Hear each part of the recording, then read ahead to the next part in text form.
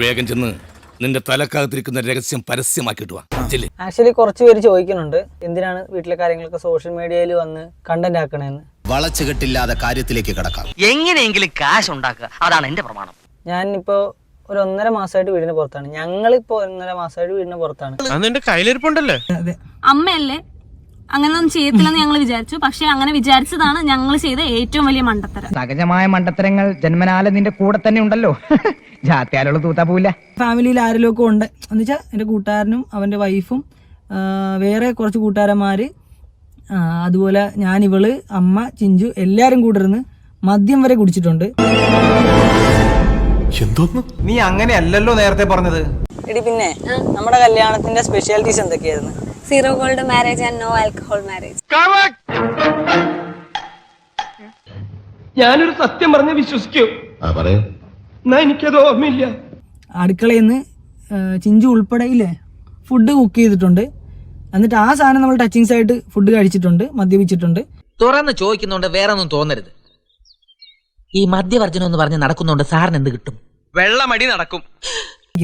നീ ഒരു ദിവസം വീടിന് വേണ്ടി ചെലവ് നോക്കിയിട്ടുള്ള ആളാണെന്നുണ്ടെങ്കിൽ നിനക്ക് ഈ ഡയലോഗ് പറയാം. അല്ലാതെ വീട് നോക്കിയ മാന്യന്മാർ എന്ന് ഈ എന്റെയൊക്കെ വന്നിട്ട് തെറി പറയാൻ വന്നവന്മാരെ കുറിച്ച് നീ വലിയ ന്യായം പറയണ്ട. സാധാരണ ആരെങ്കിലും ചോദിച്ചാൽ ഞങ്ങൾ ഇങ്ങനെയാ പറയാറുള്ളത്. ഒരു എക്സ്പ്ലനേഷൻ ധാരാളം മതി സർ. നാളെ അവന്മാർക്കൊരു അവസരം വരുമ്പോൾ നിന്നെയും അമ്മച്ചിയെയും ഒക്കെ നല്ല രീതിയിൽ മുതലെടുക്കാനേ നോക്കുള്ളൂ. അത് നിങ്ങൾക്കും അറിയായിരിക്കും. നിങ്ങളിപ്പോ തിരിച്ച് അവന്മാരെ മുതലെടുക്കുമായിരിക്കും എന്ന് എനിക്കിപ്പോ തോന്നുന്നത്. ചെറ്റത്രം പറയാടോ. അല്ലേലും തന്റെയൊക്കെ വായന ഇതല്ലേ പ്രതീക്ഷിക്കാവോ? ദേഷ്യത്തിന്റെ പുറത്ത് അല്ലെങ്കിൽ വൈരാഗ്യത്തിന്റെ പുറത്ത്. കാരണം ഞാൻ എന്റെ ഭാര്യയ്ക്ക് എന്റെ ലൈഫിൽ ഒരു സ്പേസ് കൊടുക്കുന്നു. ഞാൻ എന്റെ ഭാര്യയെ റെസ്പെക്ട് ചെയ്യുന്നു. ആ ഒറ്റ സംഭവത്തിൽ ആ ദാമ്പത്യ ബന്ധത്തിന് കെട്ടുറപ്പുണ്ടായത് ഇപ്പൊ തനിക്ക് വിശ്വാസമില്ലേ? ഇതൊക്കെ ആരെങ്കിലും വിശ്വസിക്കോടൂ? താൻ വിശ്വസിക്കണ്ട. നിങ്ങളുടെ സേഫ്റ്റിക്ക് വേണ്ടിയിട്ട് പ്രശ്നം ഉണ്ടാക്കിയത്. അപ്പോഴും ഞാൻ പ്രശ്നേഷായത് എന്റെ വീട്ടുകാർക്ക് വേണ്ടിയിട്ടാ. അമ്മച്ചി എന്റെ വല്യച്ഛൻ തെറി പറയുന്നതിന്റെ പേരല്ല വല്യച്ഛനെ വീട്ടിൽ നിന്ന് ആട്ടിയിറക്കാൻ നോക്കിയത്. വെറുതെ അല്ലോട് തന്നെ പരദൂഷണം വറിയതെന്ന് വിളിക്കുന്നത്. തിങ്കളാഴ്ചയല്ലേ വിളിച്ച?